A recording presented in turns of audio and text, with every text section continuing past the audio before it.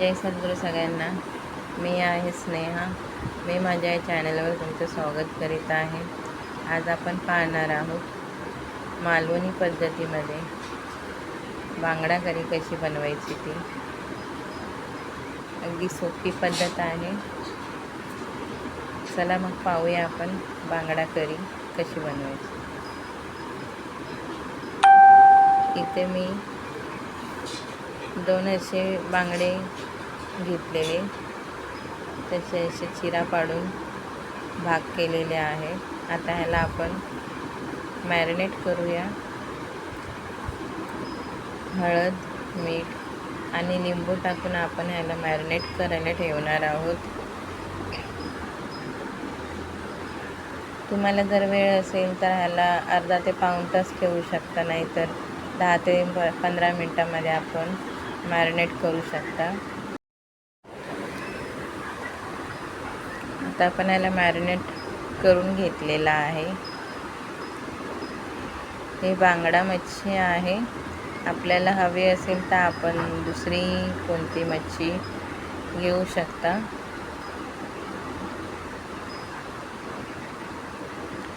ह्याला चांगलं मीठ आणि हळद लागलेलं आहे. आता आपण ह्याला फ्रीजरला ठेवूया. मच्छी करी करण्यासाठी आपण इथे मसाले घेतलेले आहेत. 1 टोमॅटो आहे, 2 उभे चिरलेले कांदे आहेत, 7 ते 8 लसूण, 10-12 मिरच्या.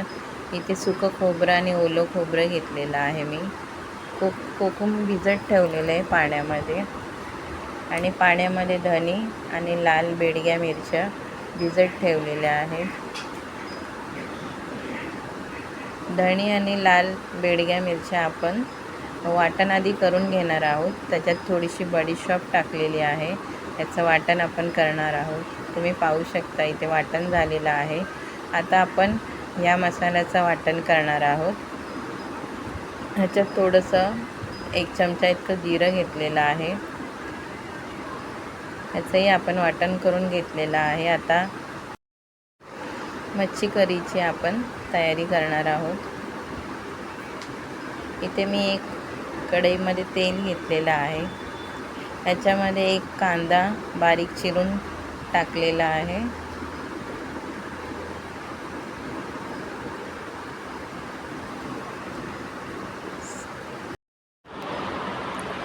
आता आपण याच्यामध्ये 4 ते 5 कढीपत्ता टाकूया.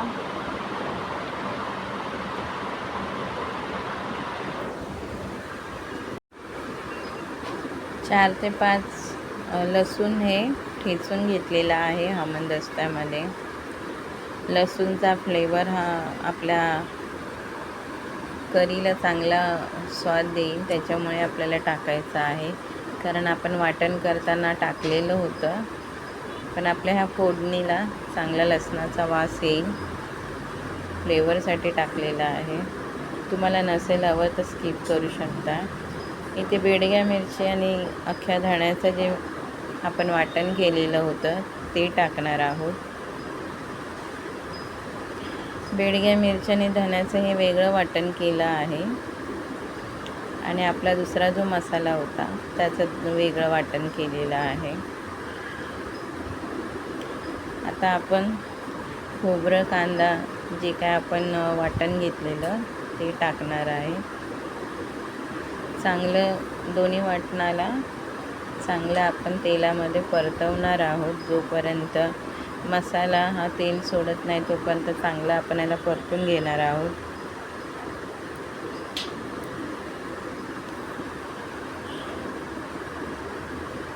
तुम्ही पाहू शकता 1 चमचा इतकी मी हळद घेतलेली आहे.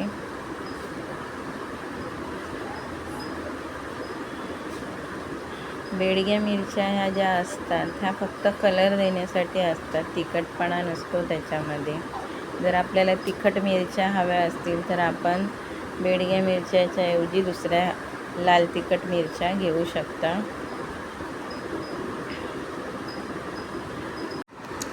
मालवणी पद्धतीमध्ये जे आपण फिश करी बनवतो त्याच्यामध्ये वरून काही मसाले सोडत नाही. जे काय आपण वाटणामध्ये घेतो त्याचंच आपण कालवण हे बनवतो. इथे मी कोथिंबीर घेतली आहे. कोथिंबीर तुम्ही नंतर वरून टाकला तरी चालेल, पण मी हे आता टाकलेली आहे, कारण आता मसाल्यामध्ये चांगली शिजून निघेल ती. इथे तुम्हाला कितपत पाणी पाहिजे तेवढं तुम्ही घेऊ शकता. मी ते 1 ग्लास इतकं पाणी घेतलेलं आहे. 3 ते 4 जणांसाठी हे कालवण बनवत आहे मी. इथे मी कोकम टाकणार आहे. कोकमच्या ऐवजी तुम्ही चिंचेचं पाणीही घालू शकता जर अवेलेबल कोकम नसेल तर. पाहू शकता तुम्ही आपल्या कालवणाला चांगला कड आलेला आहे. एक ट्रिक आहे जी मी आज तुम्हाला या रेसिपीमध्ये दाखवणार आहे.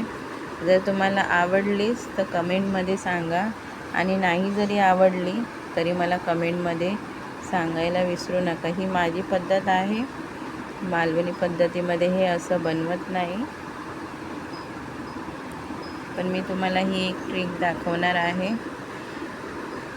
जे आपली जी कालवण आहे त्याला तरी आणण्यासाठी मी ही ट्रिक केलेली आहे.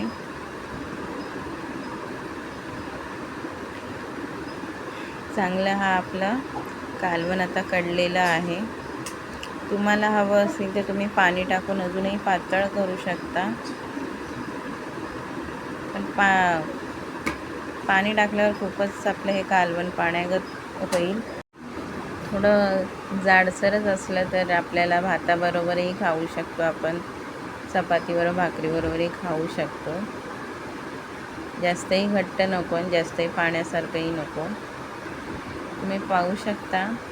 आता मी जी तुम्हाला एक ट्रिक सांगणार आहे ती जर तुम्हाला आवडली असेल तर कमेंटमध्ये नक्की सांगा, आणि नाही आवडली तरी कमेंटमध्ये सांगा. पण ही माझी ट्रिक आहे, माझी पद्धत आहे, आणि मी हे कालवण बनवताना असंच करते. इथे मी एक पळा घेतलेला आहे. आपण जी डाळ वगैरे काढताना घेतो, खोलवट असा पळा आहे, तुम्ही चमचाही बोलू शकता.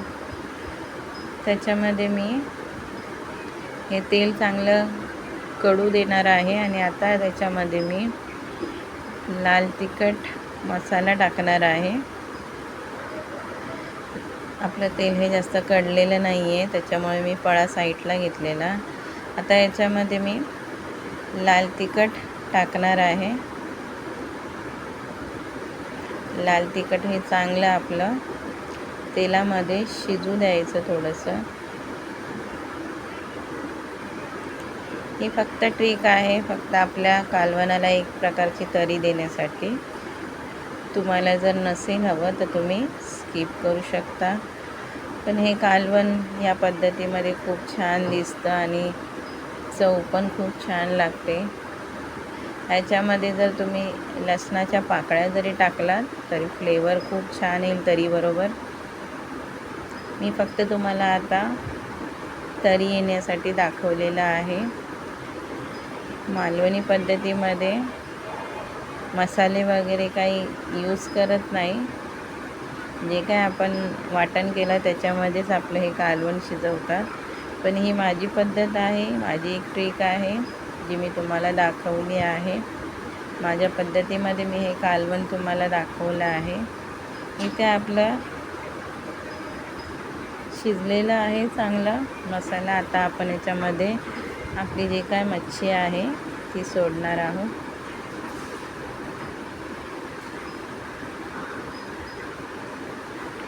मच्छी सोडल्यावरती फक्त एक उकळी येईपर्यंत आपल्याला ह्याला हे ठेवायचं आहे, आणि नंतर गॅस बंद करायचे.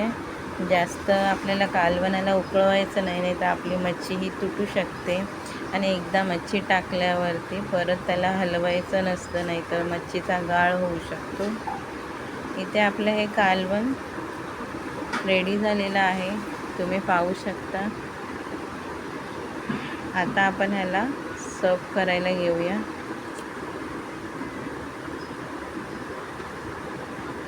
पाहू शकता तुम्ही आपल्या ज्या तरीचा कलर आहे तो या कालवणाला उतरलेला आहे. छान अशी उत्तम पद्धतीमध्ये दिसते. रेसिपी जर आवडली असेल तर सबस्क्राईब नक्की करा. कमेंटमध्ये सांगायला विसरू नका. जय सद्गुरू सगळ्यांना.